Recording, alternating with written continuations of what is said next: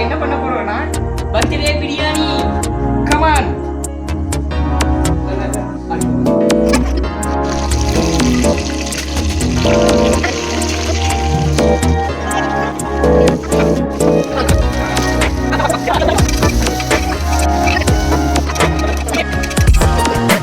இந்த போறப்பு தான் நல்லா ருசிச்சு சாப்பிட கிடைச்சது.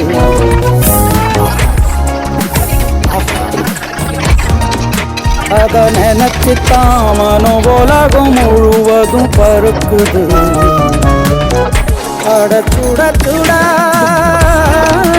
அட சுட சுட அந்த மதுரை மல்லிப்பூ இட்லியே மீன் குழம்புல கொஞ்சம் புரட்டி சாப்பிட எச்சில் ஊடுது உள்ளுக்குள்ள.